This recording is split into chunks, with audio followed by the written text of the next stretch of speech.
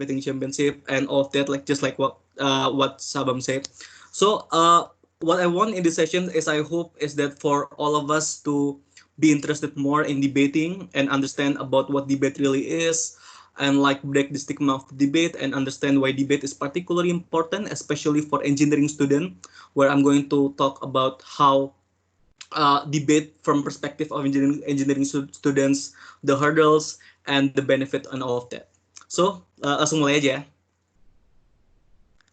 Okay, so there's going to be five discussions in this topic. First of all, I'm going to talk about what is debate, especially in parliamentary debate that I'm experiencing in.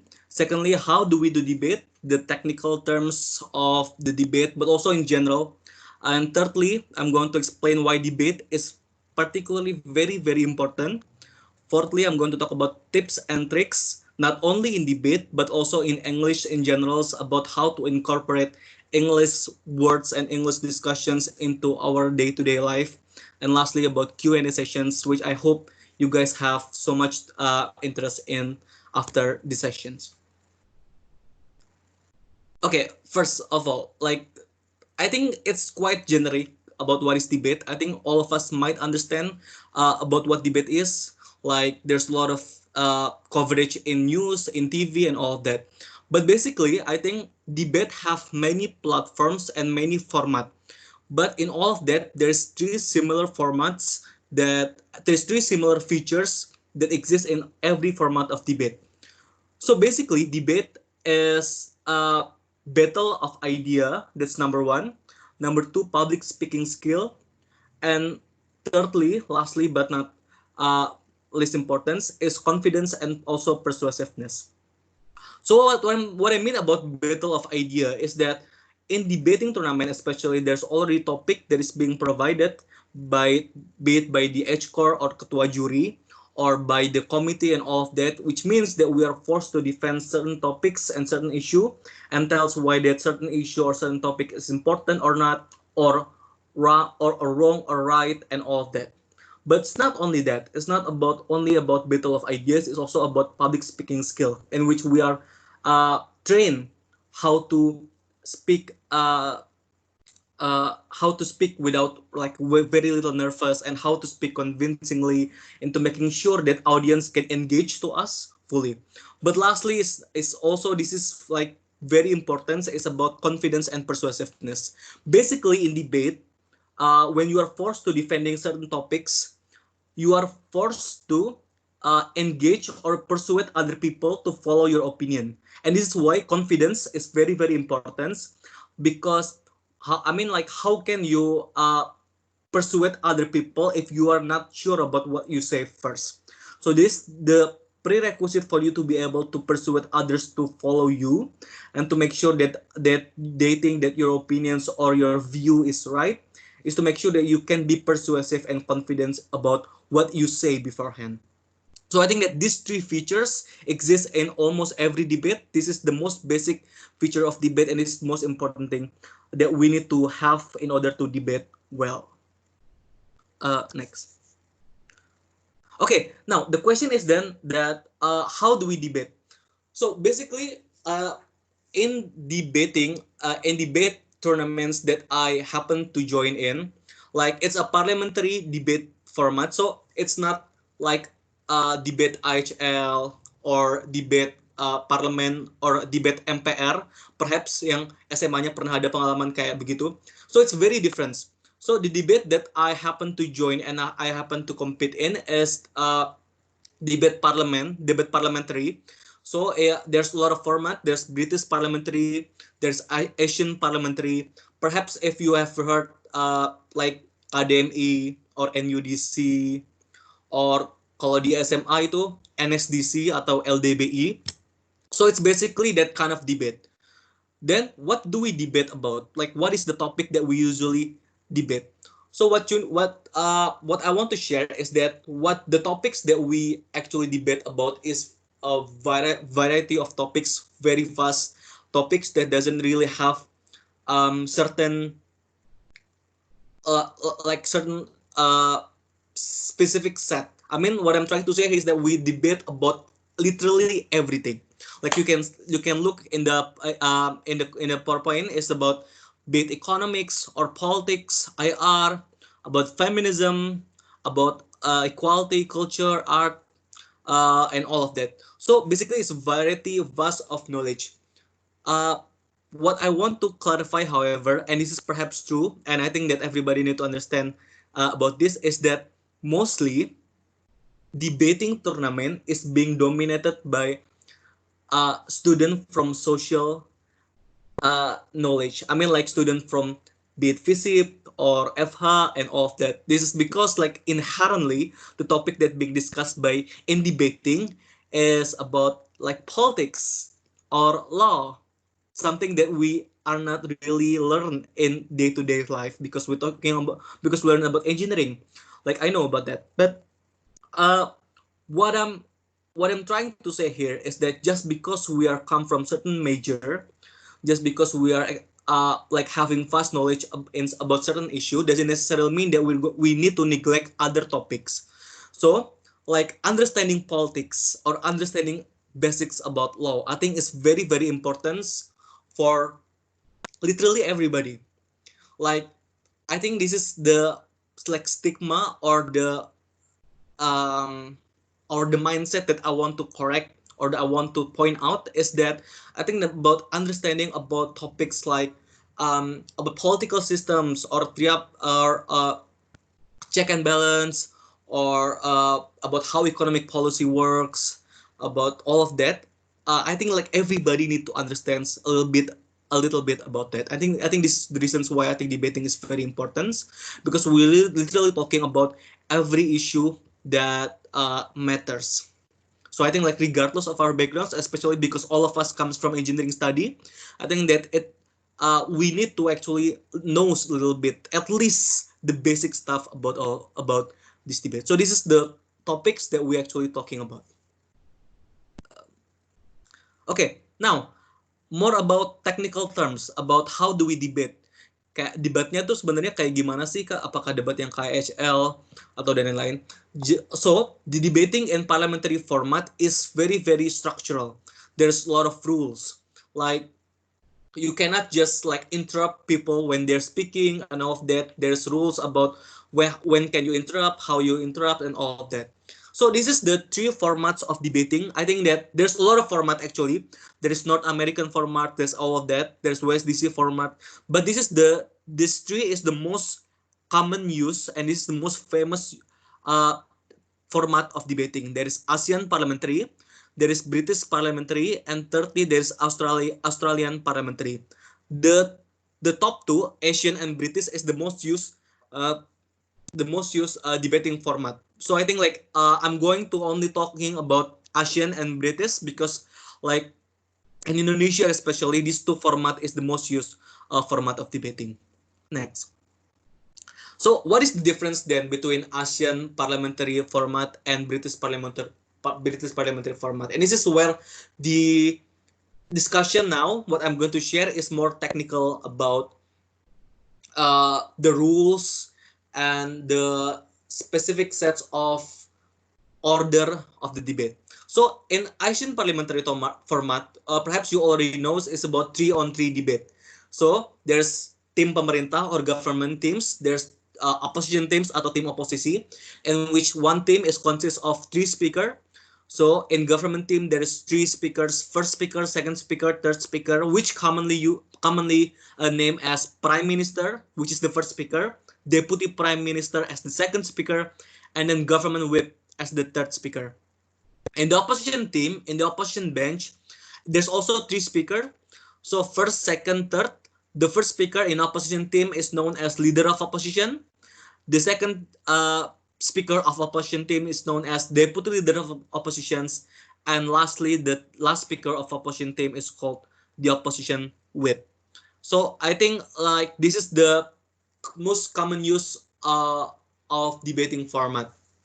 The example of tournament that use this format is UADC. UADC is United Asia Debating Championship. So it's a debating tournament in the scale of Asia or Asia in the for varsity student or university student. And there's ASAUI, it's a national competitions for varsity students also. And there's KDMI. KDMI is Kompetisi Debat Mahasiswa Indonesia. So it's also debating in the Asian parliamentary format, but using Indonesian language. And then there's LDBI. LDBI is the same with KDMI, but LDBI is for high school student. Uh, Kebetulan aku baru kemarin kayak dia baru diadain LDBI sama Puspresnas, jadi kayak aku kebetulan salah satu juri di LDBI itu. So this is the example of tournament that use Asian parliamentary format. So the topic is set by the HCOR or ketua juri.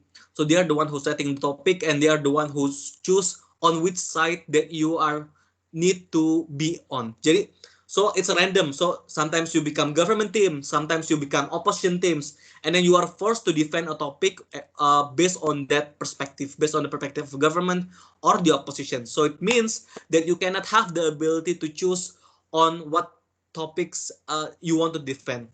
For example, perhaps you are forcing to defend topics about competitiveness in school or in university levels on whether or not competitiveness is good or not. But kadang-kadang kayak ngerasa kayak, oh ini aku nggak begitu setuju nih sama motionnya, tapi kayak kita dipaksa buat berada di posisi kita di mana kita tuh harus ngedefend motionnya, atau di mana kita harus kayak setuju sama motionnya. I think that's very very interesting. That's what the most interesting in debate, because it forces us to be critical.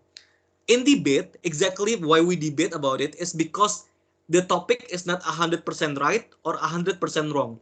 So there's a lot of like point of view from many different side on whether or not this topic is right or wrong. And I think that this challenges us to think more critical about whether or not our view initially is right or not. So I think that this is the very interesting thing in debate. So case building time is 30 minutes. What is case building time? Case building time is the time that you get to discuss with your partner about what kind of case that you want to bring, what kind of arguments that you want to bring, and all of that. So you're only giving 30 minutes without without internet, so you cannot search and all of that. So you need to actually learn a lot in debate. And then the speech is 7 minutes and 20 seconds. So it's the maximum time is 7 minutes and 20 seconds for each speaker. So one speaker only can speak about 7 minutes and 20 seconds. And then there's also reply speaker, or biasanya kalau di debat bahasa Indonesia namanya pembicara penyimpul. So it's speaker to like conclude the debate. It's only 4 minutes. And then there's point of information. Point of information is where you interrupt the speaker. So you can interrupt, but then again, there's a rule on how you can interrupt. So the rule is that it only can be done from the minute 1 to 6. So there is the window in which you can interrupt. Without that, you cannot interrupt. So that's the only time. But also, you also need to have like permission from the speaker who are speaking to interrupt. I mean, like in those window time, if you like raise your hand wanting to interrupt, if the speaker speaking did not give any chance and did not give any allowance for you to interrupt, then you cannot interrupt.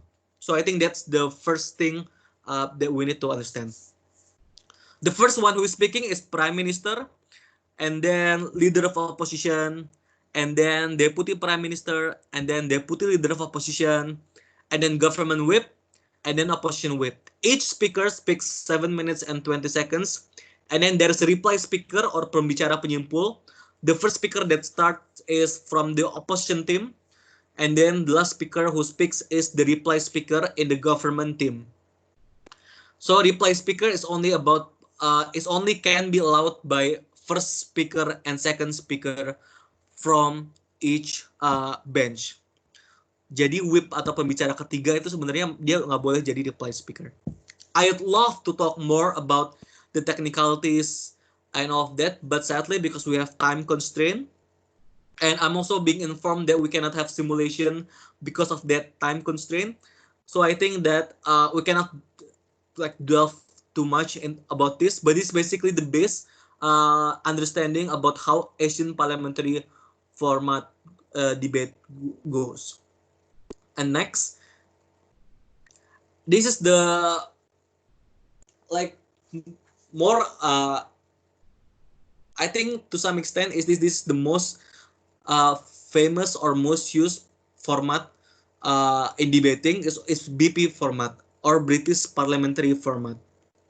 So the tournament that use this is WUDC or World University Debating Championship that I goes to in Thailand uh, last year, and then NUDC or National University Debating Championship. This is also the one who is being held by Kemenristek Dikti, and then ABP or Asian British Parliamentary. This is the scale of Asia, so it's British Parliamentary for Asia uh, university student, and other lot of tournaments. Majority of tournaments across the world and Indonesia use this format.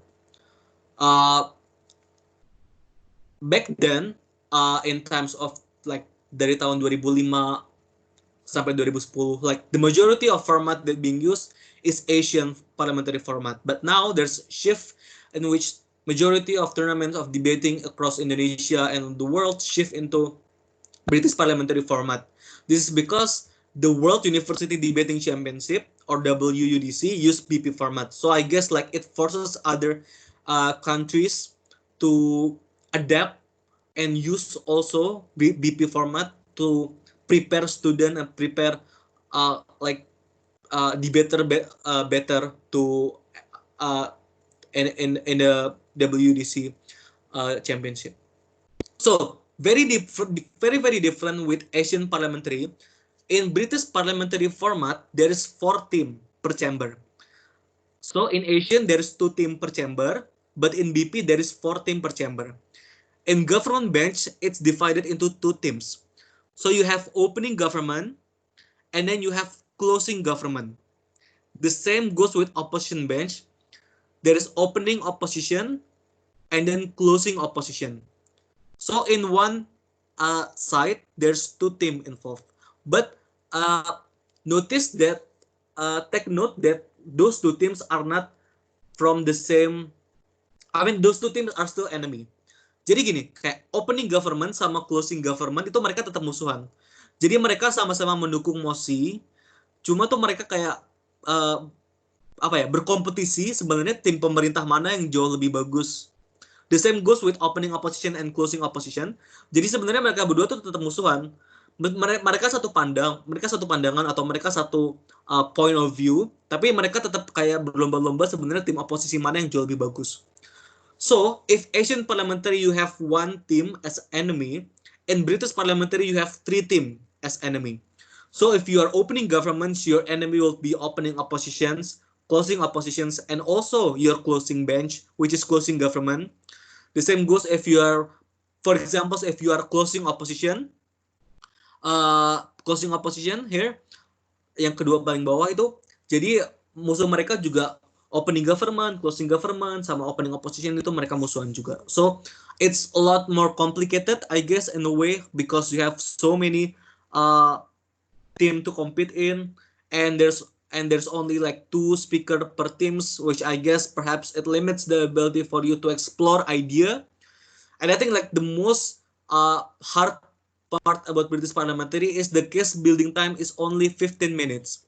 So you only given 15 minutes to prepare your case, to prepare your arguments and all of that. So in Asian parliamentary, you have 30 minutes to prepare your case, but in British parliamentary, you only have 15 minutes.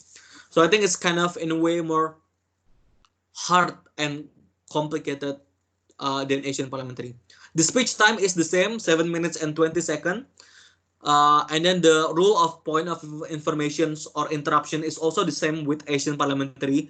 So I mean, like when the speaker is speaking, it's technically the same. What difference is that the case building times and how the debate goes. So the first speaker that speak is Prime Minister, the first speaker in the opening government, and then the next thing, the next speaker that speak is the leader of opposition, the first speaker in the opposition bench, and then Deputy Prime Minister, the second speaker in the government bench, and then Deputy Leader of Opposition, the second speaker in the opposition bench, and then that concludes opening bench, opening debate, and then closing is the first is member of government, That's the first speaker of closing government.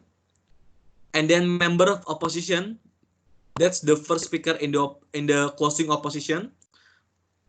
And then government whip, that's the last speaker of closing government. And then opposition whip, that's the last speaker of closing opposition. And also they're the one who conclude the debate and like end the debate. So basically in it's actually sebenarnya nggak secomplicated itu. I mean if you are debating like ya udah ini maju habis itu ini maju habis ini maju. Kayak it's the same. It's about giving arguments and responding to that arguments. So I mean like it's the same in it's just the same with Asian parliamentary format. However, the difference is about technicalities, about uh, the case building time and how many speaker that can uh, that is being allowed in the team and who is your enemy and all of that. So your only friend is your partner. So jadi cuma 2 orang per tim, jadi kayak that's your only friend. Ya sisanya itu that's all your enemy. Jadi musuhnya itu 3 tim itu.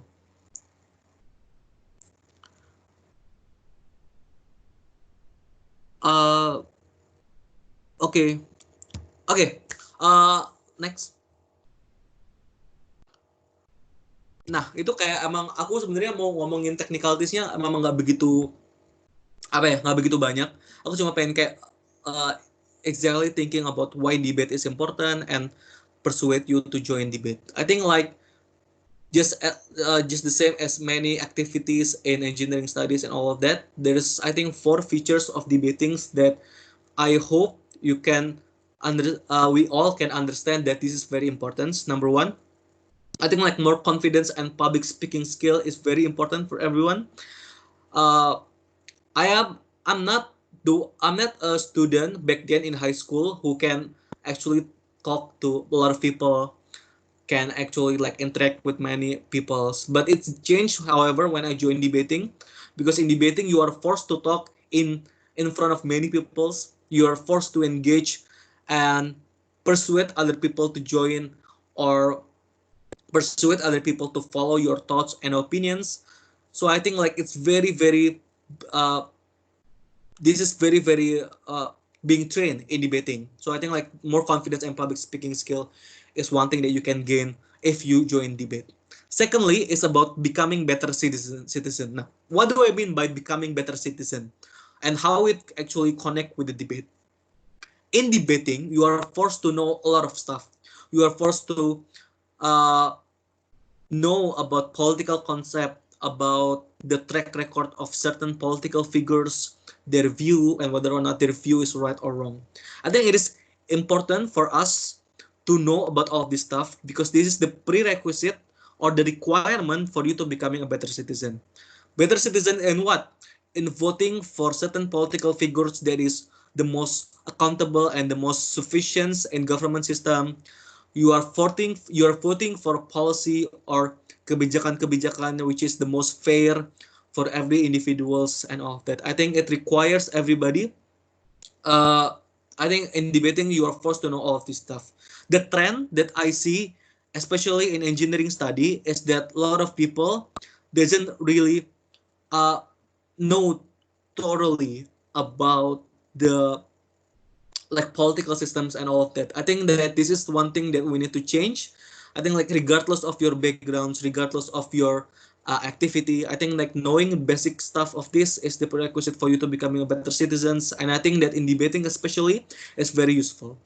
Secondly, becoming better human being. Now, what do I mean by that? As this is like I admit this is very subjective. But what I mean about becoming better human being is that in debating you are forced to see topics from 2 point of view. So because of the topic is like there's perspective in which doesn't absolute right or doesn't absolutely wrong. Like there's 2 point of view in which you can actually analyze that oh kayak sisi kita benar tapi sisi yang lain benar juga. I mean like there's reasons kenapa mereka ngedefend ini. So I think it's very important to understand about uh, that not everything that you know perhaps is right. Challenge yourself to be more critical and all of that. I think yang paling aku rasain bahkan dalam kayak hal-hal day to day interactions dengan orang-orang ya. Kayak when my friends say certain things about certain someone, itu kayak uh, kayak apa ya, when your friend kayak terlalu bener-bener kayak ngejelekin seorang, atau point of view or berapa point of view dari situ. I mean, understanding that and making sure that perhaps your closest one is not always right is very very difficult, and I think like debating train you to be that, to analyze which information is more correct or more useful, and to analyze it more thoroughly. Fourthly, ini yang agak jargonistik, ya, new experience, new place, new friends. I think like this is one of the benefit of debatings, in which you can go to many places and all of that. Yeah, because of debating. Next. Yeah, just a little sharing ya. So the picture in the middle is Indonesia team in Thailand World University Debating Championship. Jadi WUDC atau World University Debating Championship itu diadakan apa namanya, hostnya itu bergilir. Jadi kayak ada yang di Jerman, ada yang di Thailand atau di Meksiko dan lain-lain. Tapi kebetulan tahun kemarin itu di Thailand. So this is Indonesian team di Thailand, and then this is picture of me and my teammates ketika menang NUDC dan lain-lain. Undi pernah menang NUDC dulu tahun 2010. So it's very very long time ago, and then alhamdulillahnya kemarin me and my friend kebetulan kayak bisa ya, alhamdulillahnya we can regain the victory that Undip won like 3 years ago. Next. Okay, lastly, singkat aja about tips and tricks. I'm not saying that this is the most efficient or the most effective way. Obviously, this is very subjective. This is based from my experience and how certain things makes me better at in English and also at public speaking, I guess. So, next.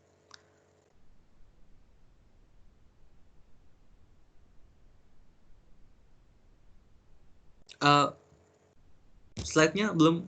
Oh ya, oke. In speaking English. Ini yang pertama, tips yang pertama, I think in speaking English, how to be better at speaking English and how to make sure that you can incorporate many English language and English words into your day-to-day interaction with every individuals, especially in public speaking.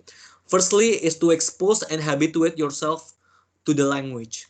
I think it is very important to see English speaking not as a task or as a material, but as a habit. So bener-bener kayak make sure kayak dibuat have fun aja. I think like from my experience, the way that I learn English so much is by watching a lot of like movies, like TV shows, but without subtitle. Like I mean, like the first time perhaps you watch with subtitles, but then after second time or third times you watch something that you enjoy, perhaps you don't need that much subtitles. I mean, like the point is that making it fun aja. Yang kedua, start speaking English with your friend. I think this is very very effective, and I think like jangan dibuat kayak terlalu kayak gengsi atau malu atau apapun yang kayak ih apaan sih kok kayak gitu. I think like this is very very effective. Kadang kayak kita kayak bisa nulis English atau kayak understand English in writing, tapi ketika ngomong itu kayak bener-beneran susah banget. This is because kita nggak ke-habituate in speaking. Jadi misalnya kalau if you want to make sure that you can speak clearly in English and speak kayak lancar gitu ya, dengan caranya adalah kayak habituated, dibiasakan aja, making it a habit by speaking it with your friends. Mungkin kalau misalnya malu kayak bisa aja dengan kayak teman 2 orang atau 3 orang yang beneran kalian deket. Kalau malu di public spaces mungkin bisa kayak di private spaces. I think like this is really really enhance your ability to speak English. Thirdly, don't discourage other if they are not fluent. Jangan ngejudge kemampuan kemampuan bahasa Inggris orang lain hanya karena kayak oh kok nggak bagus banget speech lu, atau kayak kok aksennya begitu, atau kayak kok kayak medok gitu. Kayak I mean don't do that. Like I think speaking English especially, and making sure that you can speak fluently is very very hard. And I think that the best way for us to advance as a collective group is to not discourage other, but making sure that you can create environments and community which is friendly and encourage others to speak more eloquently. Lastly, now in debate and public speaking, obviously Undip jadi ada forum debate, namanya Undip Debating Forum. For those of you who do not know, jadi Undip Debating Forum is UKM yang beneran target and melatih member-membernya untuk debating. Jadi especially in English debate ya, di debat bahasa Inggris. But like if you guys wanted to join kompetisi debat bahasa Indonesia, it's actually fine-fine aja kok. So kebetulan, like this is promosi, but kebetulan memang sekarang lagi kayak open recruitment sampai tanggal 19. So if you guys interested more in debating, you can join Undip Debating Forum, kayak cek IG-nya. I think that this is important biar ada cross pollination of knowledge dari elite, terutama dari teknik bahasa Inggris sampai ke tingkat Inggris yang undipnya. Biar I think like there's a lot of interaction happening. I think this is very very important. And then secondly, do not be lazy to educate yourself. Read news. Kayak watch a lot of news, watch a lot of things that can make sure use your time well. And then find what method best suits yourself. Everybody has different methods. I guess like all of this perhaps not suit for you, and that is fine. That is completely fine. Just find what is best for yourself. And lastly, this is the most like very useful for me. Practice alone in your room. Like just speak in English alone in your room, or doing speeches alone in your room in English. I think this is very very effective in making sure that you can habituate yourself to to English language, to giving speech, making sure that you can actually be very very like fluent in a way, I guess.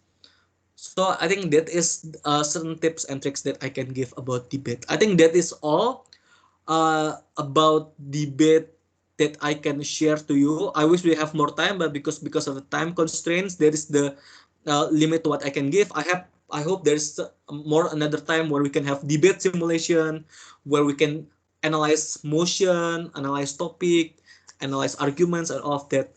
But for now, this is that's all for me, and it continue to next sessions, which is Q&A. I kasih ke Sabang. Okay, ladies and gentlemen, once again, give a applause for our speaker tonight. And NGC Indonesia and WDC. Okay, so kita masuk kepada sesi tanya jawab. Mungkin saya akan membuka 3 penanya terlebih dahulu dan kepada Kak Yusuf Afat tentang debate. Oke, 3 penanya mungkin bisa dinyalakan mic-nya, mungkin juga bisa di on kamera jika possible, dan nama dan pertanyaannya. Oke, 3. Oke, sudah ada yang mungkin bisa langsung saja. Aska Nurhayatina, mungkin jadi open mic dan open camera. Okay, so first of all, harus bahasa Inggris, bahasa Indonesia nih?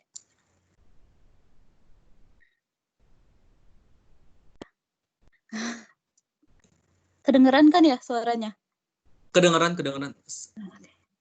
So, actually, from the beginning, if I'm not wrong, heard of it, you said that you're not that active in your high school, but you started debate on university. So, why did you choose debate? I mean, there's a lot of opportunity like speech, or if you want to get public speaking, or even MUN. So why did you choose debate from this? Like MUN and debate is similar, like it was similar, and debate, I think debate is more confusing since the topic is usually from unfamiliar for us. So why did you choose it? Thank you. Oke, langsung jawab aja ya Bang. Langsung aja Kak. Oke. I like the questions. Jadi it's true. I started debating in varsity. So majority of my peers in Undip debating forum started debating in high school. So they have like 3 or 4 years of experience prior to that. So I mean like I'm quite a late bloomer. I only start debating at my second year of university levels. And to be honest, if the question is about why I start debating or why I choose debating, I don't have any uh, sophisticated answer because I joined debating as like iseng-iseng gitu loh.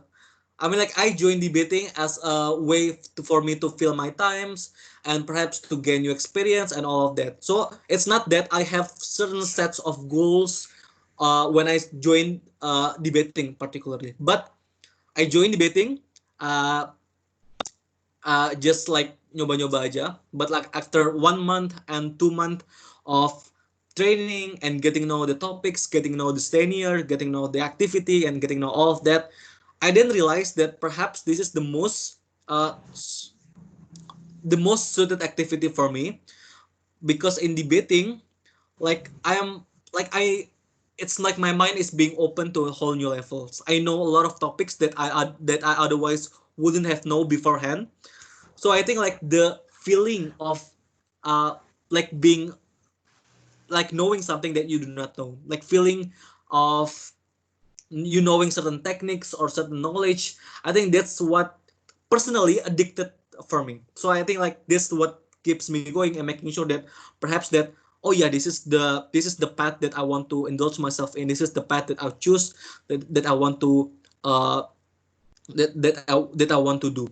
As to the questions about comparison like MUN or speech and all of that, I think like I don't find MUN quite suited for me. I mean, again, it's subjective. I think like for me, MUN is more like heavily based on your like manner, on your Yes, yeah. all of that. Ya, karena kalau di debat itu kan yang beneran kayak langsung kayak bener-bener kayak knowledge dan lain dan kayak apa ya, Yeah.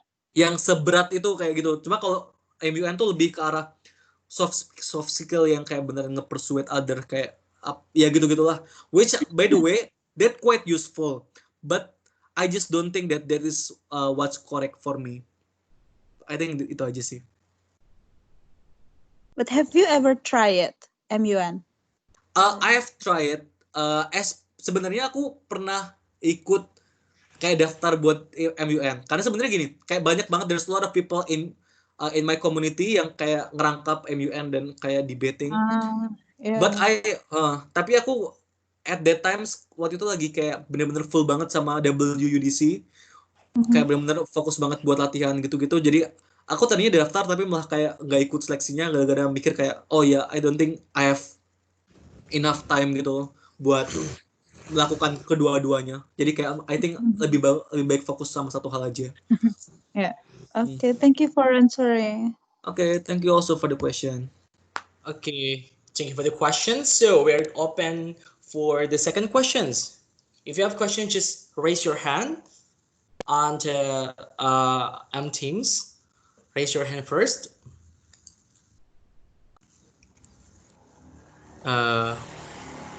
Okay, anybody? Okay, Asa Okta Asyabila. Oke, bisa langsung Kak di opening. Okay. Firstly, I want to say sorry because I can't turn on the camera because I have some bad signal. And then I have a question. I want to ask like how you can gain confidence and handle yourself like when during your speak when debate, like an example when in the middle of your speech maybe you like lost your word and forget about the point that you want to reveal it. I want to ask like how you can handle that. Thank you. Okay. So obviously it happens because of habituation. It doesn't happen like I do not have one specific solutions and answer about how we can speak when we do not know what we need to speak. But obviously it's come from like trial and errors and like continuous practice and making sure that you can speak like clearly and making sure that people can understand and engage towards your points. Obviously, like the first time, I guess like everybody when you start doing English activity like storytelling, speech, MUN, like debate, I think nggak bakal ada yang kayak langsung beneran kayak se apa ya, kayak se experience itu. Pasti kan kayak there's a lot of times where awal-awalnya kayak either stutter or kayak losing words like what you said and all of that. So obviously it comes from continuous practice. The practice that especially that I use, like what I said in the PowerPoint, is that I usually like doing speeches alone in my room, where usually I write down certain topics that I want to talk about, be it like on the government bench and the opposition bench, and then I like speak for like just practice alone, and then making sure that what kind of words that I can improve, what kind of phrase that I can fix, and what kind of things that I should say and should not say, and all of that.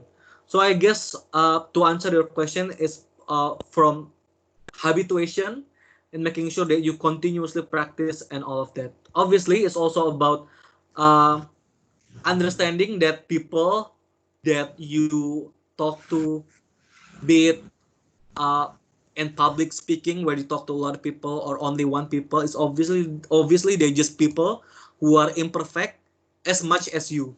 So I think like understanding that they're just people who are imperfect, who are insecure just as much as you, understand that perhaps it's not that scary to begin with, just because it's the same, it's just like they are as imperfect as you, they are as insecure as you. I think like that really reduced the ability for us to stutter or to have like nervous breakdown, I guess, in the middle of speech and all of that. So I think like it comes from habituation and understanding that they are also people.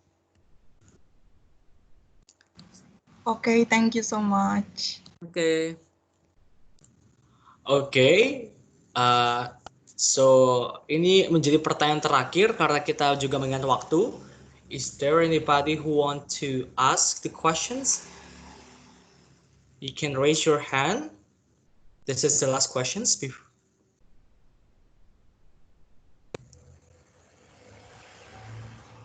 Oke, last question. Oke, Saudari Aprilia, silakan. Excuse me, Mas Yusuf. I'm Aprilia from Chemical Engineering English Club. I would like to ask Mas Yusuf regarding the scoring system of the debate. As we all know, there must be a scoring system in a debate to declare the winner. May I know how the judges scores and determine the winner? Thank you. Okay. About the score, yeah. I initially wanted to talk about the scoring, but because of the time constraints, I decided to erase that. But about the scoring, it differs for every format. So usually it have range for Asian parliamentary, it have range from 69 to 81. So that's the minimum score for Asians is 69, and then for Asians is 81. So usually the average score would be 75, but to get average score is the threshold was quite high. So I mean like it's average, but it takes long time for you to be average in debate. And then like to be more sophisticated is the range score of 78 on 79. I think that's the speaker that is quite really good.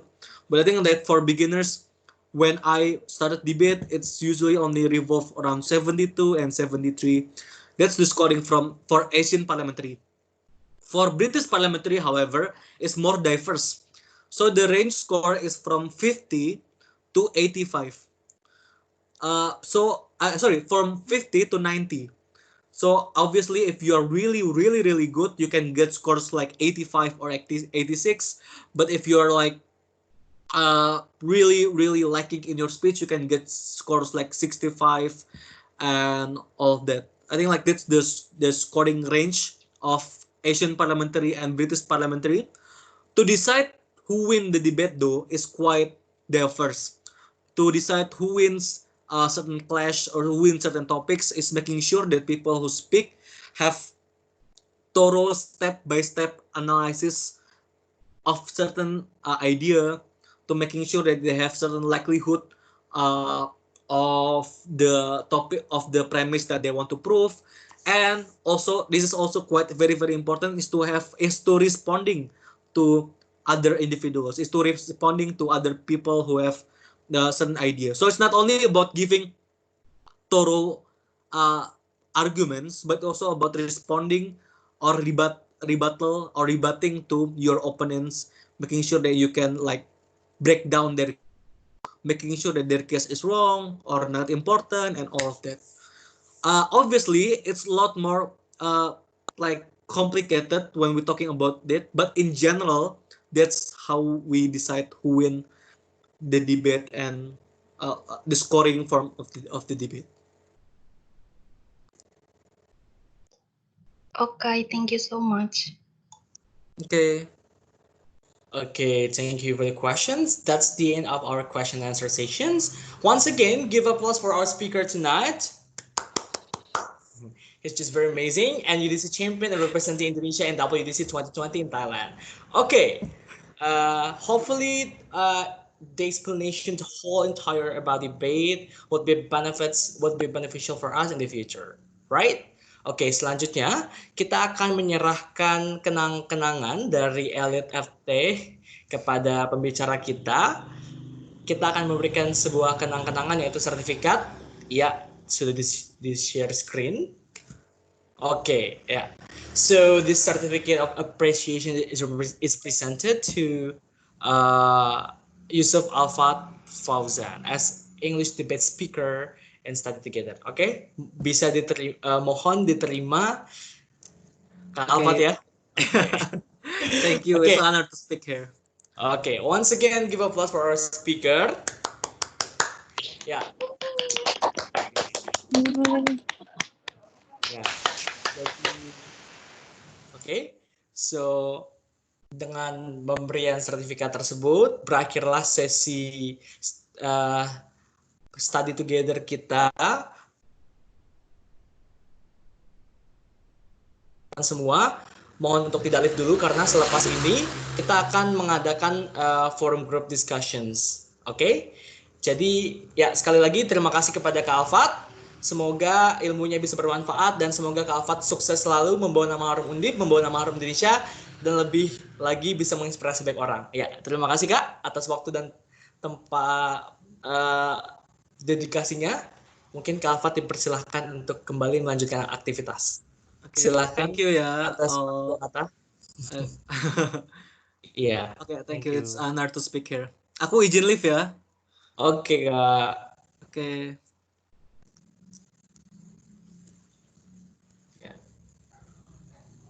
Oke.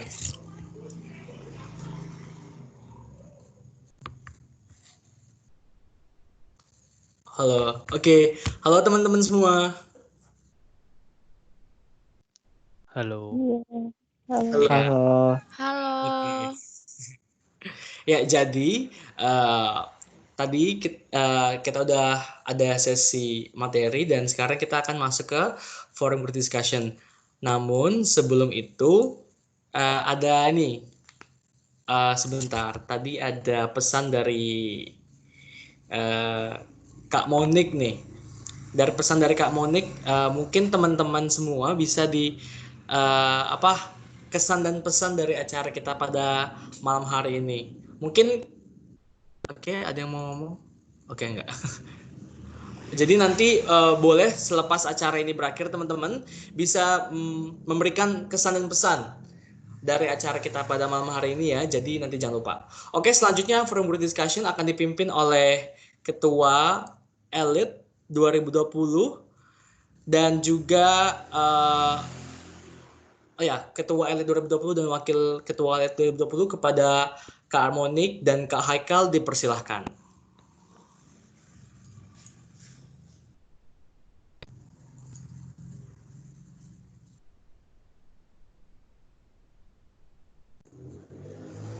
Mbak Monik, mic-nya masih off.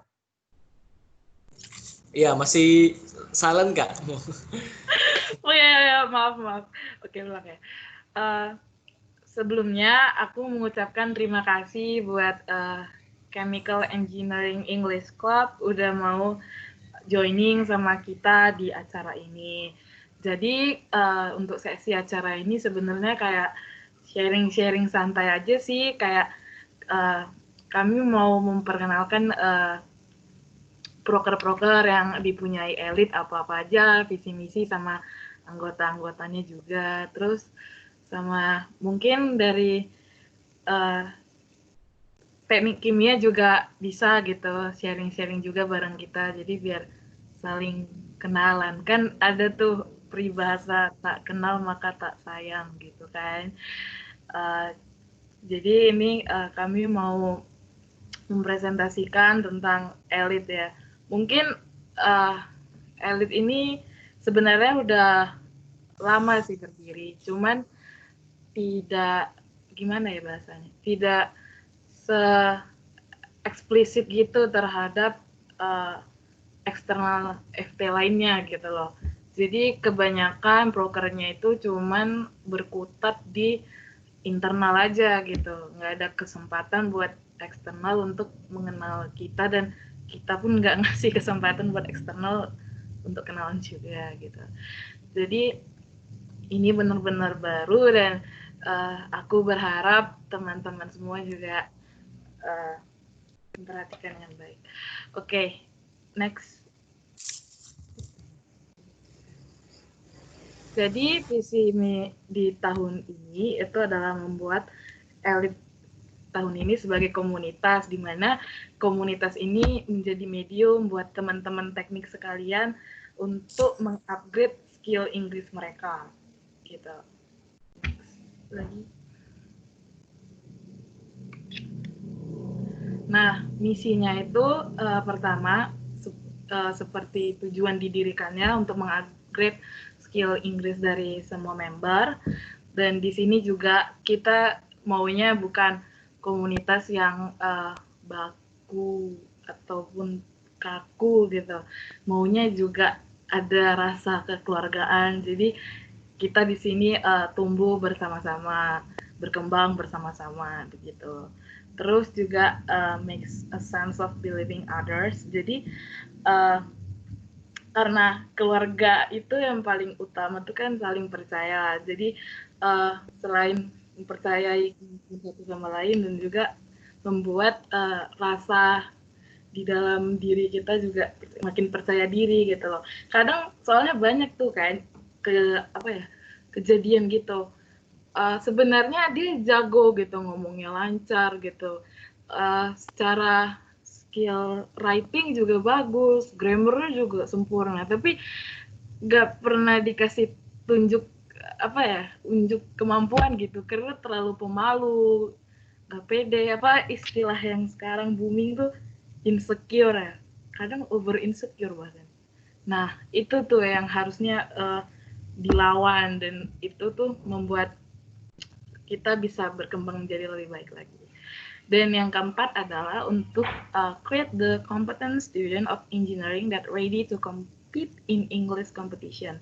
Jadi kan tujuannya seperti yang tadi, mengupgrade skill. Nah kalau udah upgrade skillnya harus unjuk bakat dong ya kan. Jadi unjuknya itu ya melalui kompetisi Inggris. Jadi diharapkan sih sebenarnya untuk setiap member internal berkontribusi dalam lomba.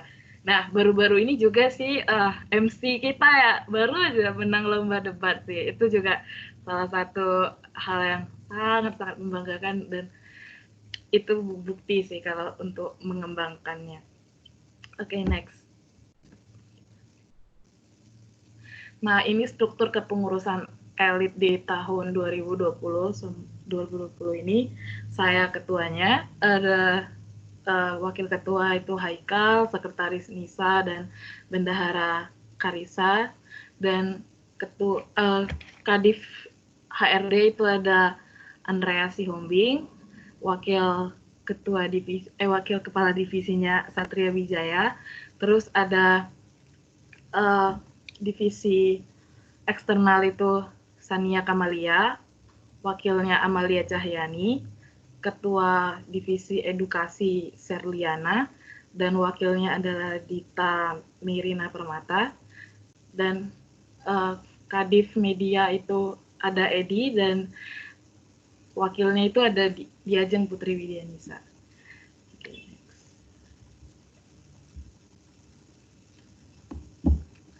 Nah, jadi di tahun ini kita punya ada berapa ya?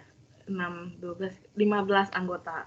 Jadi dari edukasi, tiap divisi maksudnya itu ada 4. Nah, tadi barusan Sabam itu dari divisi edukasi, ada Rudi juga, Giva Rahman, Glanzenia juga, dan di media dan komunikasi juga ada Azahra Yolanza, ada Nathanael Zorens, ada Raihan Hanif Maulana, dan Raihan Putra Arfi. Dan di bagian eksternal juga ada Amanda, Cindy, Dinda, sama Koero Fikri. Dan di HRD ada 3, yaitu Alia, Asa, Okta, dan Franciscus Kevin. Nah, ini aku memaparkan proker-proker dari tiap divisi yang ada. Jadi untuk HRD itu ada first gathering itu pas kapan ya? Juli apa Mei? Lupa aku. Ya ampun, udah tua aku. Jadi ini berupa kegiatan di mana berkumpul bersama sih sebenarnya, kayak kenal-kenalan lah ya, udah baru gabung ya untuk kasih penyambutan ke anak-anak baru. Cuman ini dilaksanakan secara daring, dan itu juga ketua pelaksananya itu dari Andreas Sihombing. Oke, next. Baru yang kedua ada survei kemampuan. Jadi tujuan diadakannya, next dulu deh. Jadi kan tujuan diadakannya ini itu tuh biar kami semua tahu kemampuan dari anak-anak yang baru gimana, dan yang kadif-kadif juga gitu, kemampuannya gimana. Jadi gimana yang kurang, gimana yang perlu ditambah lagi. Jadi dari situ pemilihan untuk kelas-kelas di elit juga gitu. Jadi ini biasanya 2 kali masa kepengurusan, awal dan akhir, karena di awal udah ada disurvei dulu kan untuk bahan materi kelas gimana. Nanti di akhir ya evaluasi dong.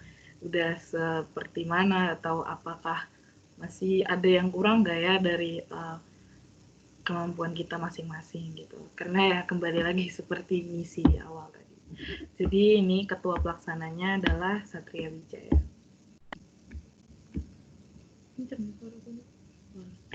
Baru yang ketiga itu ada discussion forum. Jadi discussion forum ini seperti diskusi gitu sih, mengetahui masalah yang dialami anggota apa, dan dalam pengembangan kemampuan mereka, dan mengetahui ada masalah antar internal, karena kan tiap divisi punya proker-proker gitu kan, mana tahu ada masalah, jadi kalau tahu masalahnya apa bisa langsung diselesaikan. Jadi ya ketika hari H tidak ada gangguan, tidak ada masalah, jadi tidak ada rasa panik menjelang deadline kan biasa gitu kan, karena udah mau dekat, aduh ini gimana gitu, aduh udah kelar gak, jadi kayak burn out gitu. Ketua pelaksananya ini adalah Franciscus Kevin. Oke, next. Nah, ini juga proker dari HRD, Staff of the Month. Jadi next. Jadi di sini dilakukan pemantauan dan penilaian kualitatif terhadap semua anggota untuk mengetahui perkembangan dan kekurangan dari setiap anggota. Jadi tujuannya ini biar untuk meningkatkan kualitas diri juga, terus kan memberi apresiasi lah kepada staff-staff yang begitu giat untuk melakukan prokernya dan memberikan hasil yang bagus dan terbaik. Gitu. Ketua pelaksananya itu Satria Wijaya. Nah, ini dari HRD lagi itu open recruitment. Ini dilaksanakan biasanya awal-awal ya, setelah kepengurusan BEM gitu deh. Untuk tahun ini itu tanggal 4 sampai 6 Mei satu kali aja. Nah, biasanya sasarannya ini angkatan 2018 dan 2019. Nanti kalau reor tahun depan juga itu selalu 2 angkatan paling bawah gitu. Jadi ketua pelaksananya itu adalah Andreas Partogi Amonangan Sihombing.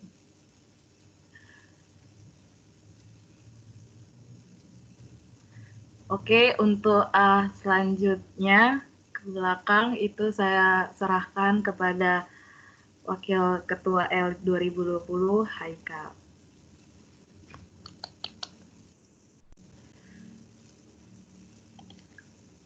Cek, suaraku masuk ya? Mati aku, Jak. Mati aku. Ya Allah. Banget gak sih? Oke. Selanjutnya aku mau lanjutin pemaparan yang udah dipaparin Mbak Monik. Selanjutnya ada prokernya dari edukasi, itu internal class. Next. Nah, di internal class ini kita tuh ngadain kelas-kelas yang tujuannya untuk melatih anggota-anggota elit.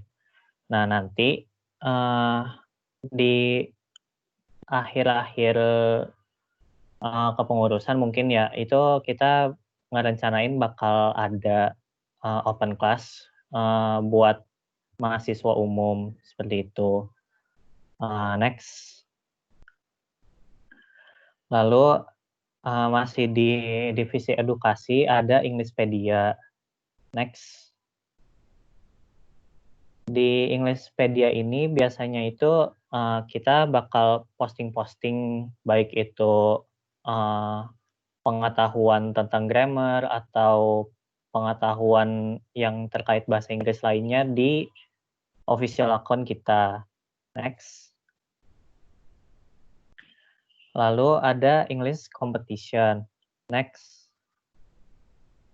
Di English competition ini tujuan kita itu membuat postingan itu buat nge-share ada info apa sih terkait lomba-lomba yang berhubungan sama bahasa Inggris. Next. Lalu ke divisi selanjutnya ada divisi eksternal. Proker pertama mereka yaitu database pembicara. Next. Di database pembicara ini kita tuh bertujuan untuk menghimpun data-data dari pembicara yang nantinya bisa menjadi narasumber di kegiatan-kegiatan kelas kita maupun di kayak workshop atau pelatihan-pelatihan lainnya. Next. Nah, selanjutnya ada studying together yang saat ini lagi berjalan bareng teman-teman dari teknik kimia. Next. Di studying together ini tujuan kita itu mau belajar bareng sama teman-teman komunitas bahasa Inggris dari departemen teknik lainnya. Gitu. Next. Selanjutnya dari divisi media and communication. Proker pertama mereka yaitu publikasi kegiatan divisi. Next. Nah, di publikasi ini seperti namanya, ya tujuannya adalah mempublikasi setiap kegiatan yang elit ini laksanakan gitu. Misalnya aja kayak live report gitu. Next. Lalu ada elite record. Next.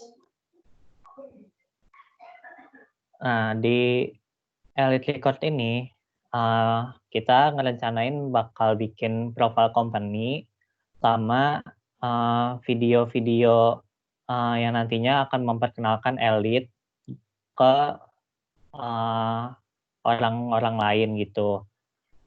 Rencananya sih bakal dibuat di akhir kepengurusan nanti. Next. Lalu ada study hard but play harder atau SHPH. Next. Nah, kegiatan ini tuh tujuannya untuk having fun sih, tujuan utamanya.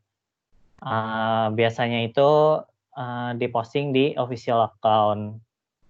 Seperti itu. Next.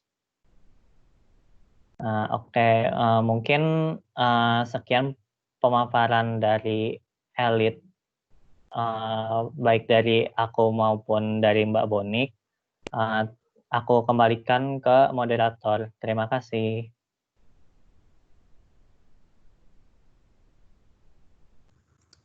Oke, terima kasih buat Mbak Monik dan juga Mas Haikal. Oke, selanjutnya kita akan mendengarkan sharing session dari Ketua English Club dari Kimia kepada kepada Kak Indilais, Salsabila Indilais, dipersilahkan.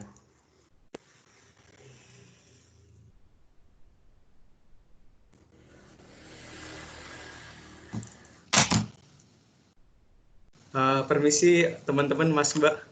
Pertama-tama kami dari CEEC Chemical Engineering English Club mau meminta maaf terlebih dahulu karena Mbak Indinya sedang ada acara di tempat lain. Oleh karena itu, aku Jorselia Parindungan dari Teknik Kimia Angkatan 2019 ingin mewakili Mbak Indi sebagai sekretaris dari CEEC ya. Jadi untuk penjelasan pertama mengenai CEEC ini bersifatnya adalah badan semi otonom yang berada di bawah bidang minat, bakat, dan kegemaran di Himpunan Mahasiswa Teknik Kimia. Oleh karena itu, seluruh kegiatan CEEC dan juga laporannya masih bergantung pada bidang MIKAT itu sendiri. Untuk perkenalannya terlebih dahulu,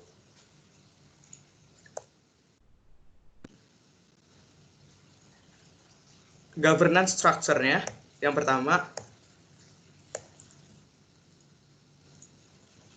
kita ada manajer dari CEEC tahun 2020, yaitu Mbak Salsabila Indilais dari Teknik Kimia Angkatan 2018. Lalu ada aku sendiri, Jorselia Parindungan, dari Teknik Kimia Angkatan 2019 sebagai sekretaris di kepengurusan CEEC tahun ini. Lalu juga ada treasurernya, bendaharanya, Mbak Nia Agustin dari Teknik Kimia Angkatan 2018. Ada Head of the Education Division, ada Mas Altarik Isya Rafiansyah dari Teknik Kimia Angkatan 2018. Lalu ada Head of the Public Relation Division, ada Mbak Alfi Hasanah dari Teknik Kimia Angkatan 2018. Dan juga ada Head of the HRD Division, ada Mbak Lailatul Koiriah dari Teknik Kimia Angkatan 2018. Jadi seperti yang sudah dipaparkan tadi, bisa dilihat ya kalau misalnya Chemical Engineering English Club mempunyai 3 divisi, yaitu divisi HRD, divisi Education, dan juga divisi Public Relation. Nah, untuk proker-proker ataupun program kerja dari setiap divisinya nantinya akan dilanjutkan oleh Mas Enio.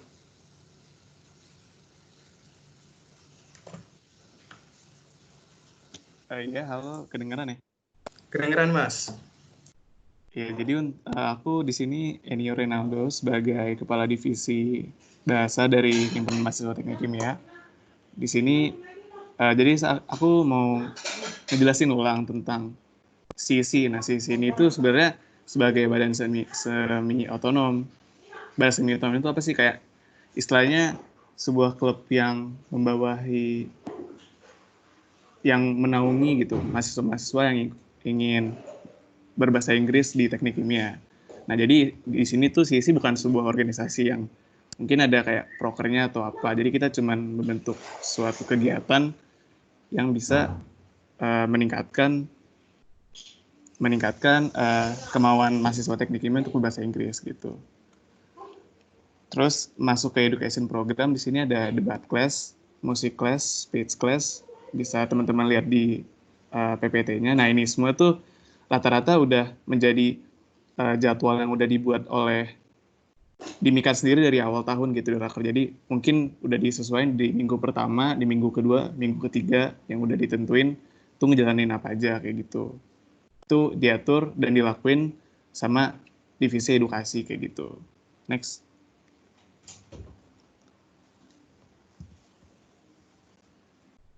Nah, habis itu ada divisi public relation. Jadi ada 4 di sini, ada open house, sisi teach, sisi media, sama guest lecturer. Nah, buat open house ini itu tuh diadain setiap awal kepengurusan gitu. Jadi abis rakernya HMTK biasanya tuh ada open house buat ngundang-undang kasih tahu ke maba kalau ada sisi tuh kayak gitu-gitu. Habis itu ada sisi teach ini mengajar, kebetulan belum terlaksana di tahun ini.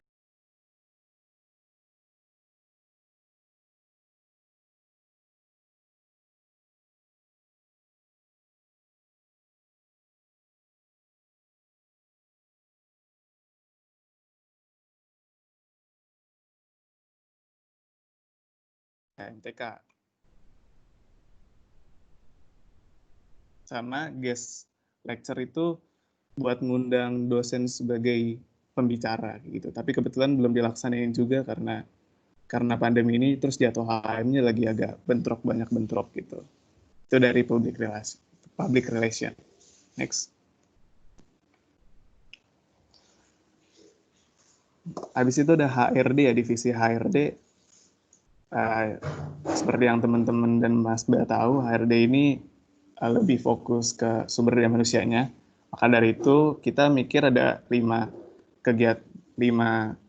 bukan program kerja sih, maksudnya kayak 5 tugas lah gitu. Nah, yang pertama ada member database. Ini mungkin member database ini bukan yang kayak berapa member yang ikut, ini mungkin kayak ada berapa banyak sih orang yang udah pernah ikut gitu, kayak sekedar ikut aja gitu. Terus English Ambassador itu jadi kayak ada beberapa orang yang dipilih untuk kayak ayo ngajakin mahasiswa lain buat ngomong bahasa Inggris gitu. Internal activity itu jadi kayak buat bonding mahasiswa di dalam sisinya gitu, buat semakin aktif dan gak hilang-hilangan. Member attribute itu buat kayak atribut-atribut yang dipakai sisi pas lagi ada kegiatan di internalnya aja sih, buat kayak meramaikan atmosfernya. Sama members report itu pas kegiatan itu hasil apa aja sih yang udah didapetin kayak gitu. Jadi mungkin itu hal-hal yang dari sisi ya. Kebetulan juga sisi belum pernah ngelaksanain kegiatan kayak gini sih. Aku mau bilang makasih juga ke Elliot karena udah berinisiatif untuk membuat acara kayak gini. Kita jadi ikutan juga ke kemauan buat ke eksternal gitu. Biasanya juga kita fokusnya di internal aja sih. Kayak gitu sih dari sisi. Thank you.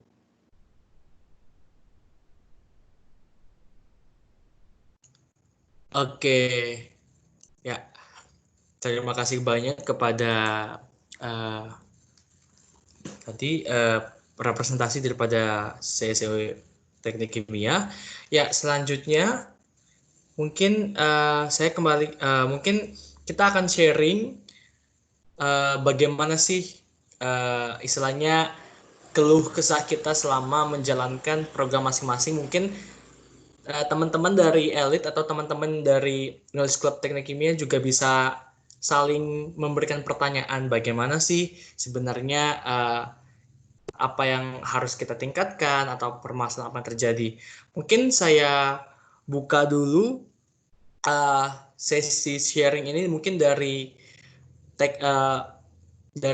English Club Teknik Kimia. Mungkin ada yang ingin ditanyakan kepada Elite, apa ada yang ingin disampaikan nih, keluh kesahnya mungkin selama berdirinya kegiatan English Club, apakah yang disampaikan kepada kita atau gimana sih Kak cara join Elite misalkan.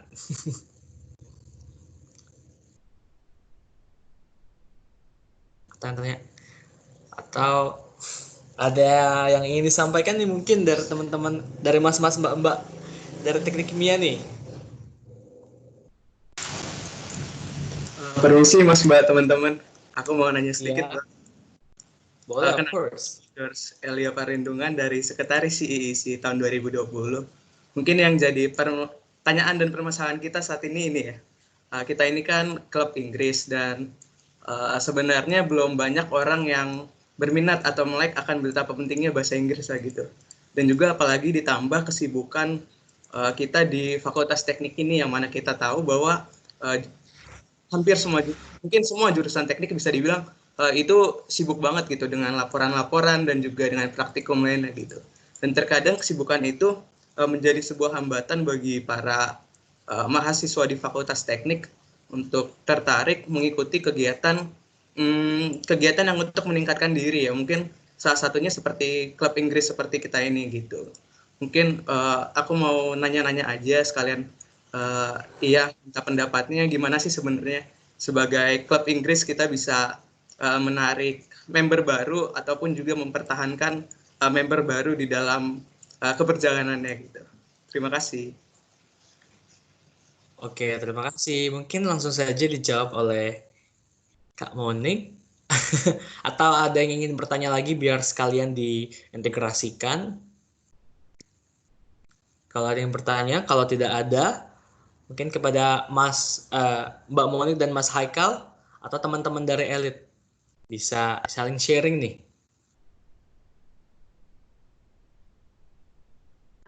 Hai George, terima kasih atas pertanyaannya. Kalau di Elite sendiri ya untuk awal-awal rekrutmen juga sebenarnya meningkatkan aware itu biasanya kalau itu dari ini sih kayak share pertama ngajakin teman yang paling gampang itu gitu sih, marketing dari mulut ke mulut tuh selalu paling efektif. Join dong. Emang benefitnya apa? Nanti dijabarkan lah begini ya di Art of Persuasive Talking mungkin ya kayak gitu sih. Dan terus juga sebar-sebarkan pamflet gitu ke OA. Kalau Elite ini kan dinaungin sama Ristek BMFT ya. Jadi itu audiensnya bisa langsung besar sih karena ke ranah fakultas juga dan postingan di BEM juga langsung akun OA BEM, akun Ristek BEM sama akun Elite lagi, terus belum lagi biasanya kan yang dari kami yang ngekadif sama ketua sama wakil ketua juga sharingnya juga via akun sosmed, terus suruh kenalannya lagi share misalnya nih kayak aku udah kenalan nih Komting PWK atau Komting Arsi itu langsung ku share, suruh langsung share ke bawahannya gitu. Jadi memang iya sih dari channel ke channel gitu. Makanya pas open rekrutmen kita juga gak nyangka wow 40-an orang ada minat juga. Padahal dari tahun lalu ya pas aku join dulu tuh 20 nyampe, tapi itu pun nggak banyak gitu loh. Jadi animonya itu jauh lebih tinggi gitu. Sebenarnya itu sih kuncinya memang kalau ditanya dari tahun ini tuh gara-gara marketing mulut ke mulut sih sama sharing OA gitu. Itu yang paling banyak. Ya, terima kasih banyak Mbak atas sharingnya. Iya. Ya, jadi marketing ke mulut ya. Oke, selanjutnya mungkin dari teman-teman Elite, Mbak Mas Elite mungkin ada yang ditanyakan kepada tadi Mas George dan teman-teman kita dari English Club Teknik Kimia. Ada yang ingin ditanyakan? Aku mau nanya dong. Oke, silakan Mbak Muni. Buat Mas George sama Mas Enio ya, kalau boleh tahu nih, animo masyarakat teknik kimia, warga teknik kimia terhadap CEEC ini gimana? Maksudnya kayak antusias kah atau cara pengajaran kalian juga gimana sih kalau boleh tahu? Ya, Mas duluan. Boleh Mas duluan, nanti aku tambah-tambahin. Aku duluan ya. Kalau dilihat dari anime sih emang sejujurnya kan nggak bisa kita pungkiri lagi kalau yang namanya niat orang berbahasa Inggris itu kan kurang ya sebenarnya di tingkat jurusan sendiri pun kan. Makanya paling yang ikut tuh 20 kurang lebih 20 orang lah kalau offline. Nah, kalau online ini karena emang medianya jadi lebih gampang, nggak harus datang ke kampus. Bisa kemarin tuh kita ngadain juga meeting itu sekitar 30 sampai 40 orang juga, walaupun memang pada kenyataannya ya kayak leave join gitu-gitu kan. Cuman tetap aja kita tetap apresiasi kedatangannya sih kayak gitu. Kita tetap hitung aja gitu. Nah, ya kayak gitu sih kalau untuk keadaan realitanya ya. Kalau misalkan cara mengajarnya, kita mungkin ada dua cara sih. Yang pertama itu memang kita undang pembicara buat pembicaraan di sini, maksudnya tuh mau dari kita mikirnya dari kita dulu sih orang-orang. Misalkan kayak kemarin nih, udah ada meeting tentang ngomongin debat juga. Nah itu kita tuh ngundang cutting kita yang emang udah ngikutin lomba-lomba di dalam maupun luar negeri buat jadi pembicara. Apa sih debat itu, mekanisme kayak gimana sih? Udah pernah juga kayak gitu kemarin. Nah itu kalau misalkan emang ada pembicaranya. Kalau misalkan emang ada pembicaranya, nah tugas dari divisi edukasi yang tadi udah disebutin itu buat nyari tahu lebih lanjut. Dan nantinya akan dijelaskan ke orang-orang yang ikut meeting tersebut. Kayak gitu sih. Jadi kurang lebih kayak gitu. Mungkin George mau nambahin? Oh iya, mau nambahin sedikit aja ya.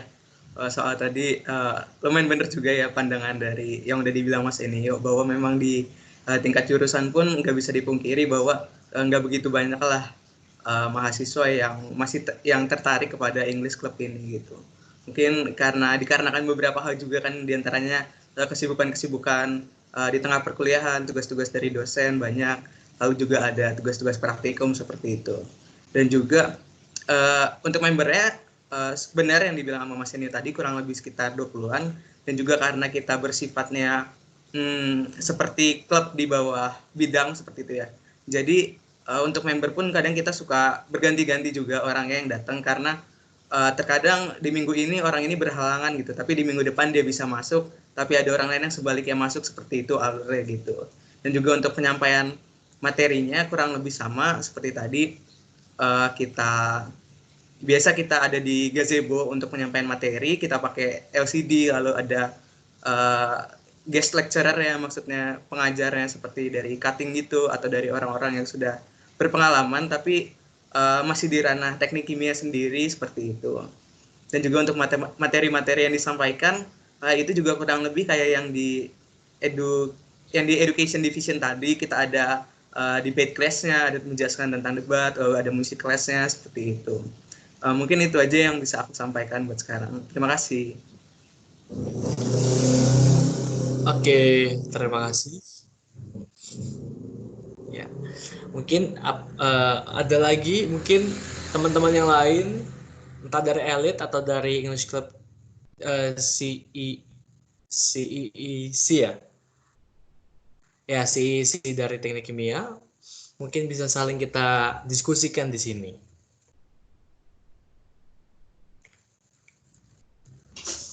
Aku boleh nanya nggak?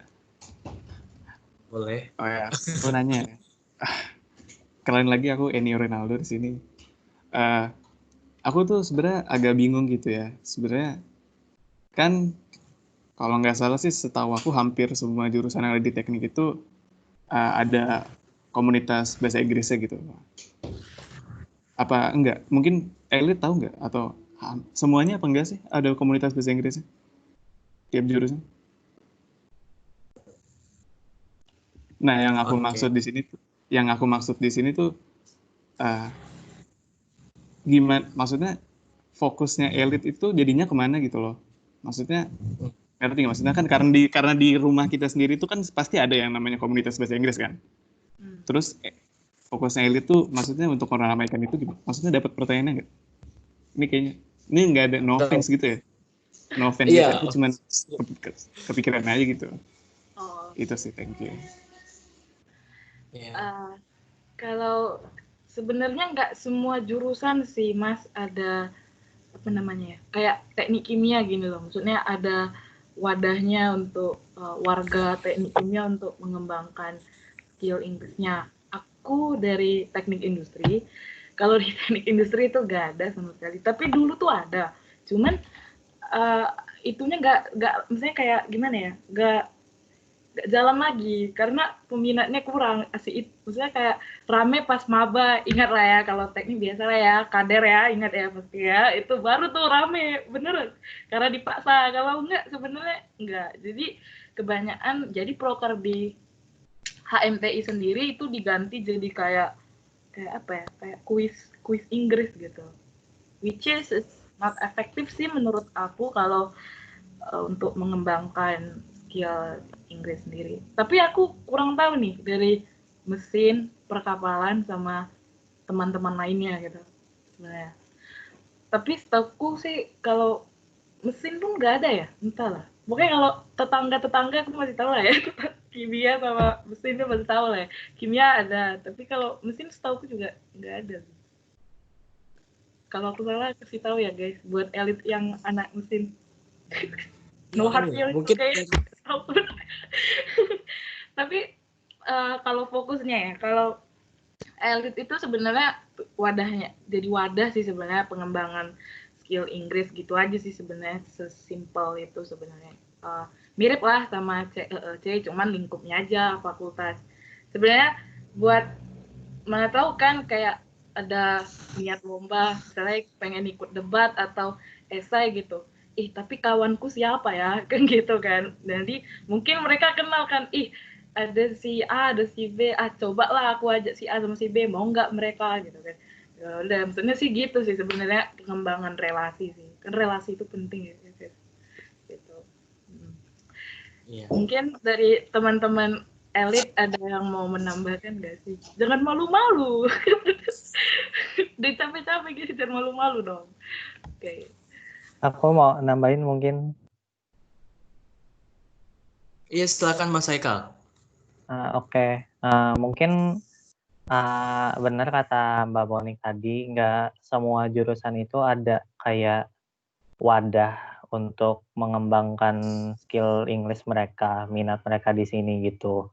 Nah, jadi elit ini mungkin bisa jadi wadah bagi teman-teman teknik lain yang nggak tahu wadahnya itu mau di mana. Bahkan dari teman-teman teknik kimia sendiri pun juga ada gitu beberapa yang ke elit gitu. Itu aja sih mungkin. Oke. Oh enggak tadinya aku kira kayak semua jurusan tuh ada gitu. Terus maksudnya gimana? Maksudnya mendingan lebih maksimalin di beberapa tempat nggak sih? Maksudnya kan kayak gitu aja gitu. Ternyata ada banyak juga jurusan yang enggak. Ini no offense aja, pertanyaan aku kan resah ya gitu kan. Maksudnya nggak ada unsur apa. Oke. Thank you guys. Ya, mungkin kalau misalnya dari aku mau namain juga Mas, aku kan masih 2019 juga baru aja join tahun ini. Sebenarnya alasan aku kenapa join elit adalah karena memang pertama di teknik industri itu nggak ada English Club. Nah, namun juga yang kedua kenapa aku join elit karena memang kita emang istilahnya komunitasnya sefakultas. Jadi of course besides the skills you will get the relation, a lot of friends, a lot of jadi kayak bakal banyak banget teman, bakal banyak relasi, dan it's going to be beneficial juga. Mungkin ada yang nggak keterima di BMFT like me, nggak keterima di BMFT, that's why I choose another path di FT, yaitu elit gitu. And also it's my passions anyway gitu. Ya mungkin yang udah dibuang-buang, nggak dibuang sih, ditolak lah. Ya udah, ini lu nolak gua buktiin gua join ini bakal bagus nih. Lu kita kan istilahnya istilahnya ini udah nolak, ya udah pengen nunjukin kalau kita tuh bisa tetap ngembangin diri kita gitu. Gitu sih. Itu dari saya sih, Mas. Oke, ya ada lagi mungkin yang ingin ditanyakan nih, teman-teman. Oke. Dari teman-teman sisi yang lain, ayo. Iya, dari teman-teman teknik kimia nih. Biar refreshing dulu lah sebelum laprak. Jangan ingatkan laprak, biarin aja, gak usah apain. Hari Minggu. Mungkin 5 menit lagi. Mungkin kasih 5 menit lagi waktunya. Sekarang kita mengingat waktu juga nih. Ada lagi? Karena kita harus melanjutkan aktivitas. Oke, ada lagi nggak nih? Just Kalau speak. dari aku boleh nanya nggak? Boleh, Mas. Oke, buat teman-teman CEC ya, mungkin kalau CEC ini sebagai wadah di teknik kimia, waktu oprek dulu itu ngebatasin nggak ada berapa orang yang bisa diterima di CEC ini. Terus pembagian ke divisi-divisinya itu juga apakah mereka nentuin sendiri apa gimana gitu?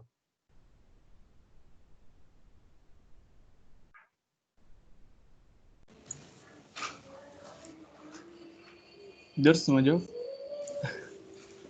Ya udah, aku coba jawab dulu, nanti Mas Oke. Eko bener-benerin tambah-tambahin. Iya, jadi tadi seperti yang udah sempat kita jelasin, kalau si ISI itu sifatnya badan semi otonom di teknik kimia. Jadi maksudnya dari badan semi otonom itu anggota kita itu nggak terbatas oleh oprek gitu, justru malahan kita nggak ada sistem opreknya itu sendiri gitu. Oleh karena itu, buat anggota dari si ISI itu seluruh warga teknik kimia gitu. Karena menurut TLK dan TPLK pun di Himpunan Mahasiswa Teknik Kimia bahwa badan semi otonom itu bisa dikatakan sebuah tempat atau sebuah klub yang bisa diikuti oleh seluruh warga teknik kimia. Oleh maka itu kami tidak tertutup oleh sistem open recruitment seperti itu. Dan juga untuk divisi-divisinya itu karena kita adalah semacam klub yang anggotanya berganti-ganti, untuk pemrograman divisinya itu disusun hanya oleh internal CEC-nya itu sendiri. Jadi nggak ada staff-staffnya gitu, hanya ada bisa dibilang semacam kepala divisinya lah gitu, yang merancang pemrograman kegiatan apa yang akan dibawa gitu, ataupun aktivitas apa yang akan dilakukan di minggu selanjutnya, seperti itu sih. Mungkin Mas Enio bisa menambahkan. Menambahin ya, jadi kalau nggak tahu mungkin TLK itu tata laksana kerja gitu kan. Itu kayak istilahnya bukan peraturan ya, kayak semua tuh dijelasin di situlah tentang segala sesuatu di himpunan. Nah, terus habis itu untuk yang balik lagi, kita tuh bukan organisasi gitu, kita tuh klub. Buat kepengurusan yang ada sekarang itu ditentuin oleh Kadif beserta kepala BSO yang udah terpilih gitu. Jadi istilahnya ya udah ada kadifnya aja, nggak usah ada staff divisi ini itu tuh, dan juga kadifnya dipilih oleh kepala BSO-nya juga, ketua BSO tadi kayak gitu. Mungkin sudah jelas di sini, Mas Haikal. Iya, sudah. Terima kasih. Oke. Sama-sama, Thank you. Mas. Terima kasih juga. Oke nih, terakhir nih, apakah masih ada yang ingin didiskusikan before kita menuju acara selanjutnya? Oke, apakah ada lagi teman-teman dari teknik kimia atau dari elit nih yang masih maba juga? Maba. Udah nggak maba lagi. Sombong ya, udah nggak maba ya. Nanti tunggu, belum ketemu. Oke, ya. Oke. Dengan demikian